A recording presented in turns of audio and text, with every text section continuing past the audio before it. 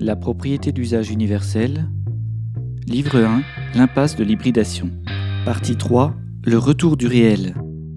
Le travail mort des machines est le travail humain.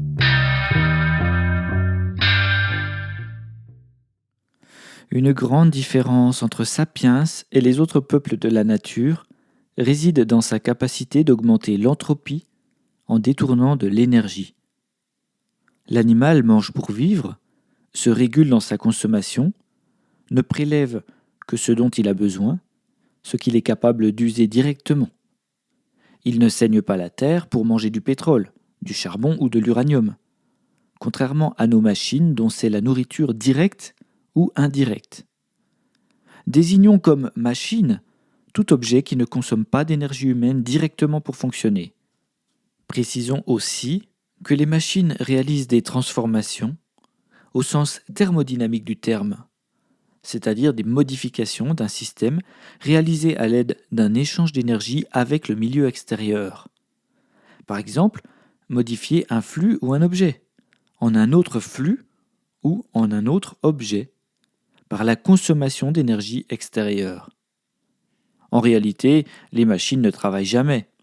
Elles sont simplement une manifestation du travail humain dans sa capacité à tirer une grande valeur des ressources naturelles gratuites. Sans machine, donc sans optimisation, l'homme doit travailler beaucoup, alors qu'avec des machines, il optimise son travail en captant plus de ressources naturelles gratuites à son profit.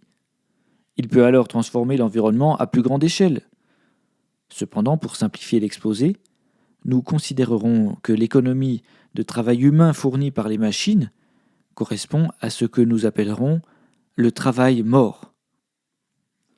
Le travail mort des machines se différencie du travail humain par la consommation d'énergie directement dans la machine pour réaliser les transformations, elles-mêmes résultant du travail d'autres machines, bien que l'humain mange aussi. On comprend qu'on ne peut comparer sa fonction avec celle des machines, puisqu'il est à l'origine de leur existence et de leur entretien. L'énergie consommée par l'homme pour produire du travail mort sera la somme du travail accompli pour mobiliser les machines, produire leur nourriture et leur permettre de consommer l'énergie de la transformation, donc de modifier les flux ou les objets. Elle sera d'autant plus faible en proportion du travail mort produit que la machine transformera beaucoup d'énergie. Dit autrement, le travail humain sert à mobiliser le travail mort. Il doit être inférieur pour que le travail mort soit intéressant, ce qui implique de trouver des sources d'énergie abondantes et faciles d'accès, c'est-à-dire des sources d'énergie qui nécessitent peu de travail humain et permettent de produire beaucoup de travail mort. Dans cette optimisation du captage de la nature gratuite, l'homme obtient un travail mort qui le nourrit, l'habille, le lave, le transporte, le chauffe, le soigne, le loge, le distrait. Voici l'origine quasi exclusive du produit intérieur brut, de la croissance des économistes de pacotille qui, depuis leur monastère de pensée, croient la vie semblable à l'ascension d'une montagne sans sommet, pensent que le travail mort tombe du ciel platonicien, ne dépend de rien de matériel, ou pire, le confondent avec le travail humain. Même si toutes les machines dépendent du travail humain, donc de la valeur, pour leur conception, commercialisation, fabrication, installation et leur entretien, elles dépendent entièrement des sources énergétiques selon l'équation simplissime pas d'énergie non humaine transformée égale pas de travail mort, ou son opposé, énergie non humaine transformée égale travail mort. Le travail mort, bien que son nom péjoratif prête à confusion, doit se comprendre comme l'opposé du travail vivant, qui pour notre cas correspond exclusivement au travail humain. On comprend donc le travail mort comme un effet de levier du travail vivant, dont le facteur de démultiplication alpha correspond à l'énergie non humaine transformée dans les machines, travail mort, en rapport de l'énergie humaine mobilisée, travail humain.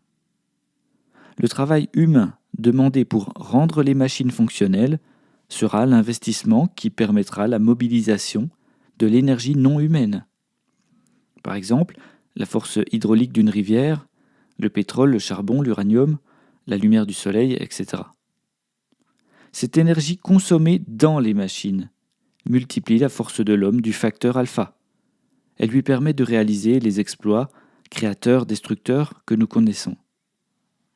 Par la même occasion, elle le rendra dépendant du travail mort, particulièrement dans les grandes villes des pays développés.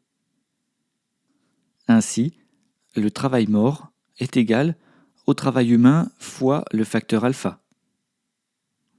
Plus alpha est grand, plus on consomme d'énergie non humaine. Le facteur alpha peut donc se calculer en divisant le travail non humain des machines par le travail humain, c'est-à-dire la division du travail mort par le travail humain.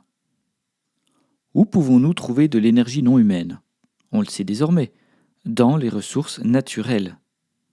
Or, rappelons toujours et encore que la nature fournit gratuitement tous ses services. Personne n'a investi pour enfouir du pétrole, pour que le soleil brille, pour que les rivières coulent ou que soufflent les alizés. Seul le travail humain possède un coût, étant donné la nécessité de l'échanger en valeur. Voici le principe de toute l'exploitation des ressources naturelles. C'est la somme du travail humain et uniquement du travail humain qui mobilise le travail mort, qui fixe le coût d'exploitation d'une machine. Le facteur alpha qui définira la quantité de travail mort obtenue pour une quantité de travail humain dépendra du type d'énergie et du rendement de la machine utilisée, c'est-à-dire de sa concentration et sa facilité de mise en œuvre. Par exemple, les combustibles fossiles, la force hydraulique, la biomasse, puis les énergies peu denses comme la lumière du soleil ou le vent, sont mobilisables avec plus ou moins de travail humain. La complexité de la notion travail mort sur travail humain provient du besoin de consommer du travail humain pour mobiliser le travail mort, qui remplacera par la suite le travail humain. Voici l'histoire des 3 siècles précédents, une histoire aboutissant à une croissance de l'entropie et de la population mondiale sur la base essentielle de l'exploitation des énergies fossiles, d'un facteur alpha démesuré. Toute production de travail mort étant issue du travail humain, au facteur alpha près, donc de la transformation de l'environnement pour créer la valeur, génère des sous-produits indésirables.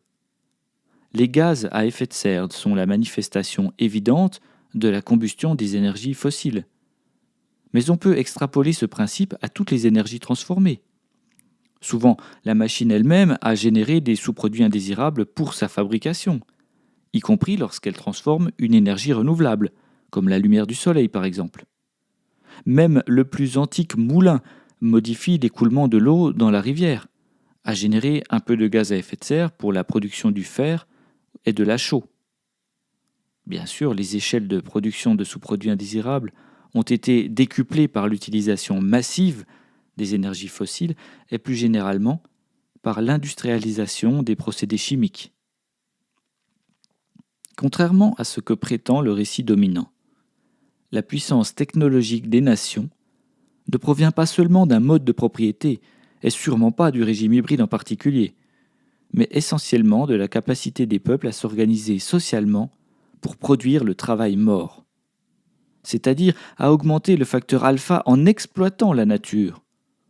Or, ce facteur étant au plus haut lorsqu'on base la production du travail mort sur les énergies fossiles, on comprend rapidement pourquoi elles ont été préférées à tout autre, peu importe les régimes politiques.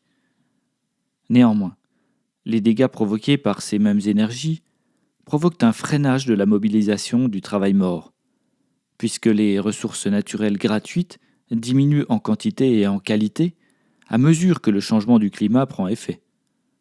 La débauche énergétique que nous avons connue risque de se réduire avec la raréfaction des ressources fossiles, et le travail mort suivra mathématiquement la baisse du facteur alpha. Voilà pourquoi j'insiste sur l'idée que nous atteignons une fin de cycle civilisationnel et que nous devons repenser notre rapport à la nature en commençant par le début, la propriété. Pouvons-nous affronter ce défi sans passer par la guerre dans un monde de propriété lucrative ? J'en doute. Et il reste suffisamment de pétrole pour défendre les propriétaires lucratifs. Alors, changeons les règles, comme il est coutume de procéder régulièrement dans la société humaine. Et essayons d'instaurer la propriété d'usage universelle.